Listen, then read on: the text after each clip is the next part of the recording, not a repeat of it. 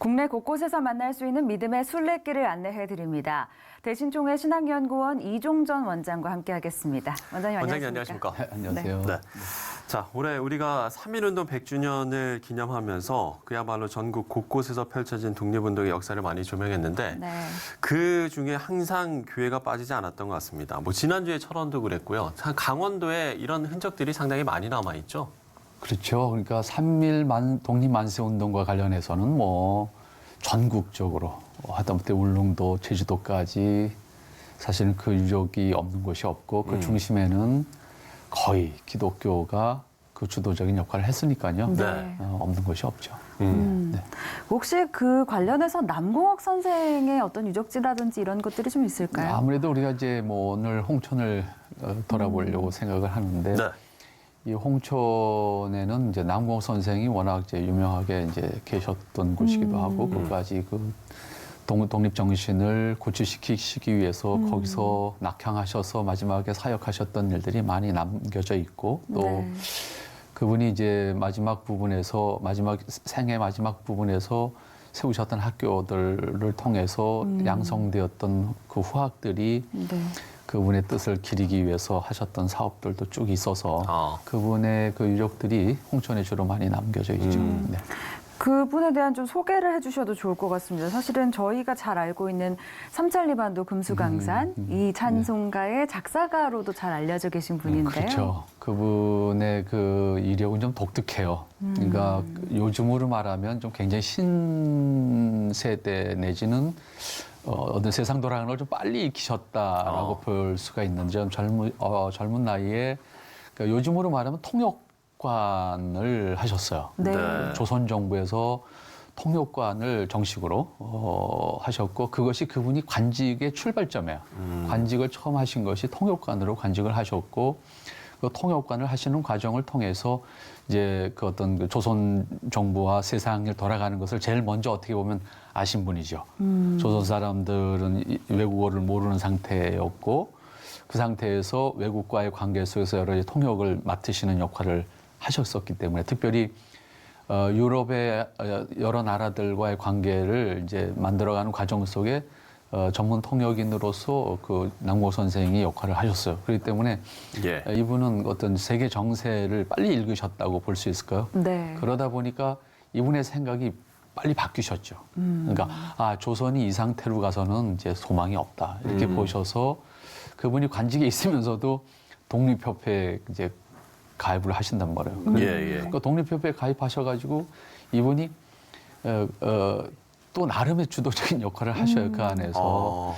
그러니까 지금 전제군주 체제 갖고는 이제 안 된다. 이 시대가 그렇게 변했는데 이 전제군주 체제를 가지고 가서 안 된다. 그러니까 이분이 이제 주장했던 것이 독립협회의 주장과 이제 같은 맥락인데 입헌 군주제로 가야 되지 않겠냐 하는 입장을 이제 천명하시죠. 이것이 이제 결국은 독립협회가 눈에 나게 되는 조선 정부로부터 수구 세력들로부터 이제 눈에 나게 될 수밖에 없었고 그것에 의해서 결국은 독립협회 주도적인 역할을 했던 분들이 다 투옥을 당하게 되죠. 17분이 투옥을 당하게 되는데 그 중에 한 분이 이제 남궁옥 선생이 투옥을 당하게 되시고 결국 독립협회는 이제 폐쇄되는 그런 상황을 맞이하게 되는데 그 중심에 역시 남궁옥 선생님이 계셨습니다.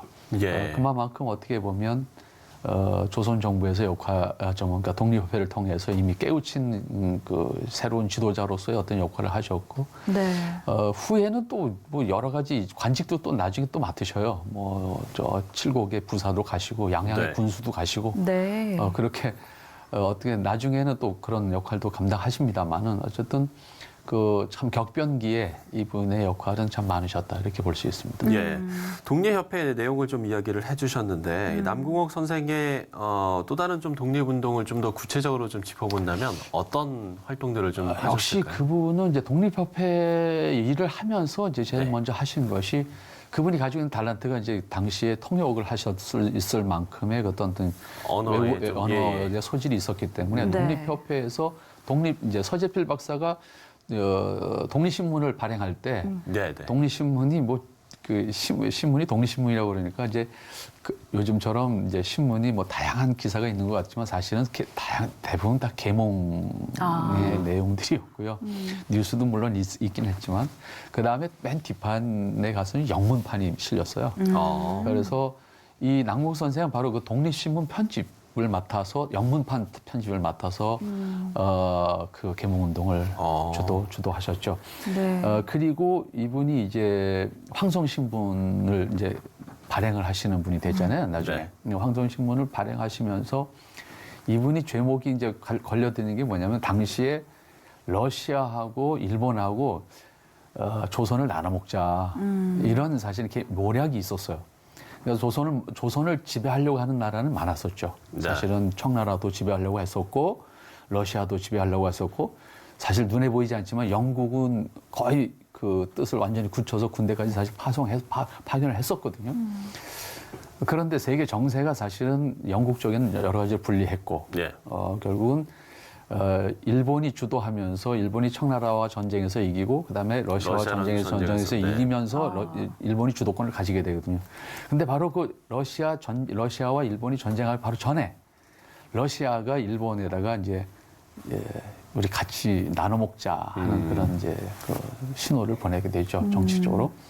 이때 이 소식을 이제 이 황성신보를 그때 발행하면서 이분이 아셨어요. 이거를 보도를 했죠.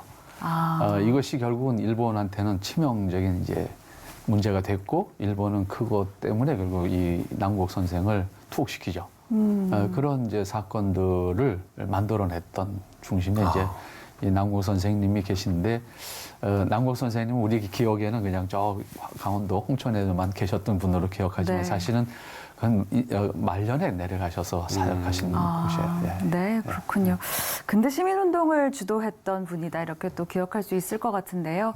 그런 남궁옥 선생이 어떻게 목회의 길을 걷게 된 건가요? 목회라고 하기보다는 사실 지금 홍천의 모곡이라고 하는 곳이 지금도 아주 산속 마을입니다. 네. 물론 지금은 이제 길이 뚫려서 자동차가 지나가는 길목이 있습니다만은 과거에는 그 가평군에도 설악면이라는 데가 있습니다.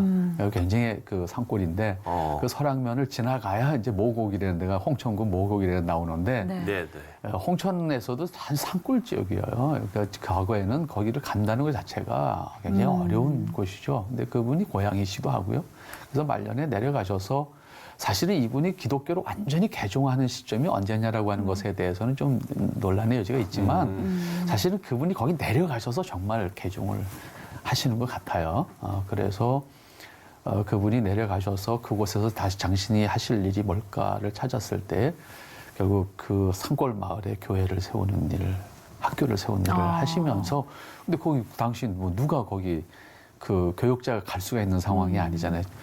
해방 전에 우리나라 교역자들은 그 숫자가 굉장히 적었죠. 그러다 보니까 사실은 신학을 공부하지 않고 목회하시는 분들이 많으셨어요.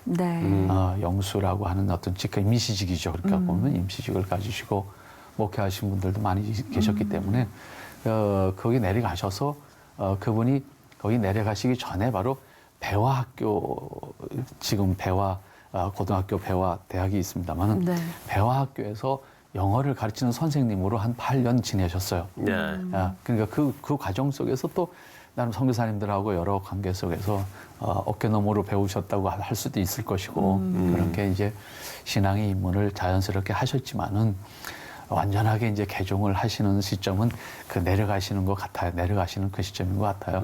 그래서 가셔서 이제 교회를 세우시면서 뭐 누가 목회하겠어요. 본인이 하실 수밖에 없는 거죠. 학교 세워서 또 선생님도 본인이 하실 수밖에 없는 거고. 뭐 그렇게 해서 학교도 세우시고 이제 교회도 세우시고 그렇게 되시는 것 같습니다. 그러면 지금도 그 남궁옥 선생님이 세운 어떤 교회 터라든지 남궁옥 선생과 관련된 기독교 유적지들이 거기 남아 있나요? 그러면 그대로 있어요. 그러니까 한서교회라고 하는 그러니까 모곡교회라는 교회가 있고요. 모곡교회. 모곡교회고 모곡학교였어요. 근데 그 모곡학교가 일제 말기에 그 신사참배 반대하면서 이렇게 뭐 남궁옥 선생님이 계속 이제 그 무화를 이제 심어서 재배해서 묘목을 기록에 의하면 전체 이제 미션 스쿨 내지는 교회들에다가 이제 그 무궁화 무궁화를. 묘목을 보급하는데 당시에 30만 주 정도를 보급했다고 합니다. 그러니까 굉장한 거죠. 네. 30만 주가 뭐 지금처럼 차가 있는 시대면 30만 주가 뭐 이렇게 안 할 수도 있지만 그렇죠. 당시에 그 산골에서 교통편도 없는데 30만 주를 보급한다는 게 쉬운 문제 아닌데 네. 이거를 이제 일본이 알게 되죠. 이게 뭐라는 거를 처음엔 몰랐죠. 근데 그걸 알게 됨으로써 일본 경찰이 그냥 쳐들어와서 묘목밭에 있던 약 7만 주 정도의 묘목을 다 뽑아가지고 불태워버리죠. 이제 그런 일을 하시면서 거기 모국 학교를 세우시는 작업을 했거든요. 네. 근데 신사참배 반대하면서 그게 강제 폐쇄되죠. 일제 말기에. 그러다가 해방이 된 이후에 그 제자들이 이미 선생님은 돌아가셨고 네. 해방이 된 이후에 그 제자들이 이거는 아니다. 이 학교를 살려내야 된다. 그래서 다시 세운 것이 한서 초등학교라 그러는 지금 초등학교에 있는데 네. 한서 학교가 된 거죠.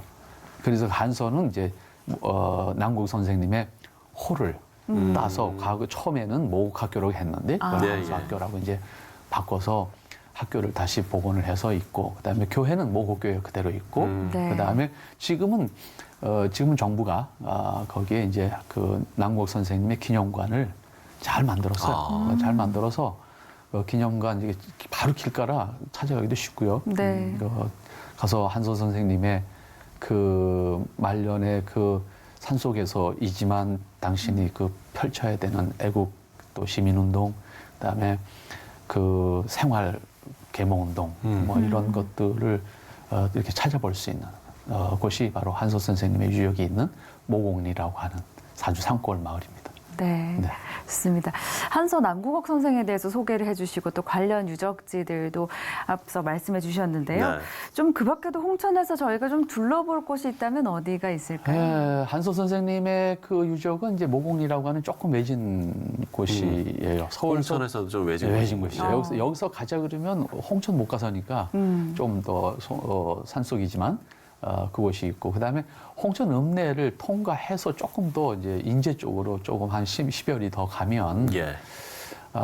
사실은 홍천 읍내를 중심으로 해서 선교하셨던 선교사님이 계십니다.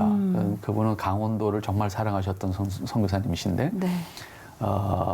그 마두원 선교사라고 예. 마일스베리 선교사님이신데 이분은 독특한 분이셔요. 정말 네. 독특한 분이신데 사실은 이분을 기억하시는 분들이 선교사로 기억하기보다는 음악 선생님으로 더 많이 기억하시고 한국의 음악사를 공부하신 분 중에서 마두원을 모르면 그 음악 공부 안 하신 분이죠. 왜냐하면 서양 음악을 우리나라에 이렇게 보급하고 제시하신 1세대 선교사님이셔요. 그러니까 이분은 목회자로 오신 것이 아니고 음악 교수로 오신 거예요. 네. 그래서 평양의 숭실대학, 당시 숭실전문학교에 음악 교수로 오셔서 우리나라 서양 음악을 보급하는데 1세대 선생님이시죠, 이분이. 네. 이분은 그래서 독특한 이력을 가지고 계신 분인데 이분은 음악 선생님으로 오셔서 사실 우리나라 현대 음악, 그 서양 음악을 전공하신 분 중에서는 다 이분 제자라고 생각하시면 돼요. 그러니까 뭐 우리가 가장 잘 알고 있는 선생님들 중에서 박태준 선생님이라든지 예. 김동진 선생님이라든지 또 현재명 선생님이라든지 이런 분들이 다 이분 제자들. 피아니스트 가운데서도 예를 들어 백고르 선생님 같은 분은 다 이분 제자시고요. 그러니까 대단히 그 우리 서양 음악을 보급하는 데 큰 역할을 하신 분인데 이분의 이력은 결국은 그 음악 교사로 왔지만 이분 안에는 늘 복음이 있었어요. 그래서 평양에서 활동하시면서 음악을 가르쳤지만 이분은 늘 요즘으로 말하는 큐티 모임 네. 내지는 성경 공부 모임을 별도로 음악하는 거 가르치는 거 말고 별도로 그런 모임을 통해서 성경을 계속 가르치는 일을 하셨어요. 그래서 그 영향을 받은 대표적인 선생님이 저희 박윤선 박사예요. 박윤선 박사가 어렸을 때 이 평양에서 이분의 이런 모임에 참여하면서 공부를 하셨거든요. 네.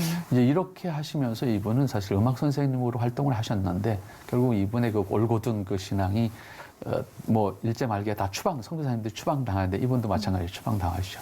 추방당하셔서 이분이 미국에 돌아가셔서 내가 조선을 위해서 다시 계속한다면 뭘 할까라고 했을 네. 때 돌아가셔서 그때부터 신학 공부를 다시 하죠. 네. 그래서 해방이 되고 1948년도에 돌아오실 때는 목사신분으로 오는 거예요. 아, 목사신분으로 오셔서 이분이 바로 홍천이라고 하는 두매산골에 가서 복음을 전파하기 시작해서 그 홍천 읍내를 중심으로 해서 근교에 있는 교회들은 다 이분이 개척하신 거예요. 그렇군요. 네. 그러니까 지금도 그 교회들이 굉장히 많이 남아 있고 또 그 지역에는 교회 개척만이 아니라 이제 뭐 워낙 산골이잖아요. 지금은 뭐 길이 좋아져서 지금 서울에서 뭐 1시간 반, 1시간 거리면 가는 곳이 됐지만 옛날에는 홍천 인제 그러면 뭐 못 가는 데라고 생각할 만큼 외진 곳이었잖아요. 그러다 보니까 거기에 이제 많은 어려운 환자들이 많았죠. 그래서 이분이 제이드 병원이라고 하는 병원을 강원도에 세 곳에 이제 설치를 하게 되죠. 네. 근데 이분이 운영했던 병원들이 아쉽게도 유지가 되지 못하고 이분이 갑자기 사실 교통사고로 별세를 하시거든요. 네. 1977년도에. 그러다 보니까 사업을 마무리하지 못한 상태에서 이분이 갑자기 별세를 하다 보니까 그것이 이어질 수가 없어서 그냥 그분이 운영하던 병원들도 지금 그냥 터만 건물도 다 있고 한데 산속에 그냥 이렇게 방치된 터로 남겨져 있어서 좀 관심을 가지고 찾아가 볼 수 있다고 하면 그리고 어떤 분인가 뜻이 있어서 네. 그런 것들을 좀 이렇게 활용할 수 있는 분이 있다고 하면 아마 한국 교회사에 이분의 어떤 업적들을 기억하면서 우리가 책임져야 될 것이 무엇인가를 돌아볼 수 있는 그런 아마 여행도 되지 않겠나 네. 그런 생각도 해보게 됩니다. 네, 좋습니다. 오늘은 강원도 홍천 지역을 함께 둘러봤는데요. 그렇습니다. 특별히 마두원 선교사의 이야기는 많은 분들이 좀 새롭게 들으셨겠다는 그런 생각이 듭니다. 남궁옥 또 선생의 이야기도 함께 나눠봤고요. 아직도 우리나라에 이렇게 기독교 유적지가 많구나라는 생각을 다시 한번 하게 됩니다. 네, 오늘 여기서 정리하도록 하겠습니다. 이종정 원장님 감사합니다. 오늘 말씀 고맙습니다. 고맙습니다.